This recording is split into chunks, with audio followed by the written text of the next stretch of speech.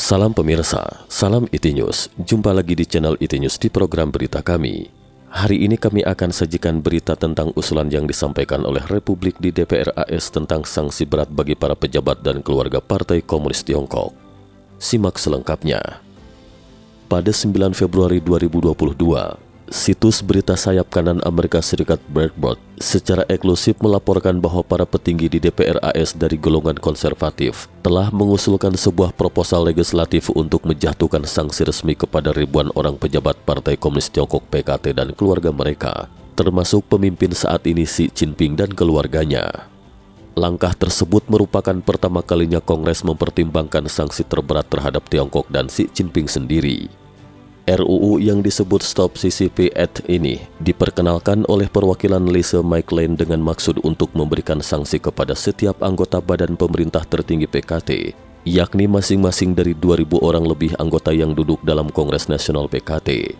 Sanksi akan meliputi larangan bagi wakil-wakil rakyat dan keluarga mereka itu untuk memasuki wilayah Amerika Serikat, larangan menerbitkan visa perjalanan ke AS, memberlakukan sanksi keuangan untuk mencegah mereka menggunakan atau memperoleh aset tertentu, dan melarang mereka beserta keluarganya memasuki sistem keuangan AS demi mencegah mereka memanfaatkan anggota keluarga untuk melakukan bypass sanksi. Selain Xi Jinping sendiri yang dikenai sanksi berdasarkan proposal tersebut, anggota keluarga dekatnya seperti putrinya Xi Ming-che yang kuliah di Harvard pada tahun-tahun awalnya juga akan dikenai sanksi. Jika RUU itu lolos, maka putri Xi Jinping harus dikeluarkan dari Universitas Harvard. Kongres Nasional Partai Komunis Tiongkok yang diadakan setiap 5 tahun sekali, dengan pertemuan seluruh anggota partai paling senior direncanakan akan berlangsung pada akhir tahun ini. RUU itu juga akan melarang perusahaan AS yang beroperasi di daratan Tiongkok untuk melakukan transaksi apapun, termasuk bisnis dengan individu beserta keluarganya yang terkena sanksi. Pada saat yang sama, RUU itu juga memberikan peluang kekebalan. Jika pejabat yang terkena sanksi benar-benar menghentikan pelanggaran hak asasi manusia, maka ada peluang untuk mendapatkan hak kekebalan yang diberikan oleh Presiden AS. Dan kepada mereka yang memenuhi persyaratan, Amerika Serikat dapat menyatakan bebas sanksi yang berlaku selama 2 tahun. Namun pembebasan sanksi tersebut perlu diperbarui oleh Kongres untuk memastikan bahwa presiden seperti Biden yang secara ekonomi dekat dengan Tiongkok tidak menyalahgunakannya. Dalam sebuah pernyataan yang diberikan secara eksklusif kepada Breitbart News, Lisa McLean mengatakan, Komunis Tiongkok adalah salah satu ancaman terbesar bagi keselamatan dan keamanan Amerika Serikat dan dunia. Pemberi sanksi kepada para pemimpinnya merupakan isyarat baik bagi Tiongkok maupun dunia bahwa kita sudah bosan dengan cara mereka yang kerap melakukan taktik intimidasi agresif.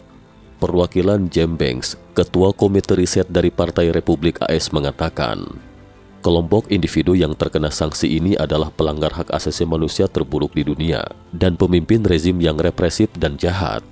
Kita selain memiliki kewajiban untuk menjaga keamanan nasional, juga kewajiban moral untuk mencegah mereka berbuat sesuka hati dalam wilayah kita.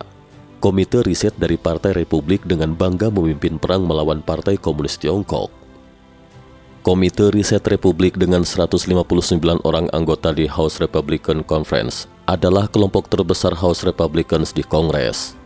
Rogers, anggota tinggi Angkatan Bersenjata, berpotensi menjadi ketua komite penelitian yang mempertimbangkan undang-undang seperti Undang-Undang Otorisasi Pertahanan Nasional (NDAA) yang harus disahkan setiap tahun untuk meminta pertanggungjawaban pemerintah Tiongkok. Partai Komunis Tiongkok harus bertanggung jawab atas pelanggaran hak asasi manusia mereka yang mengerikan. Joe Biden setiap hari ragu-ragu terhadap apakah akan menjatuhkan sanksi kepada Partai Komunis Tiongkok atas kejahatannya. Akibatnya, PKT akan mengintensifkan kebrutalannya.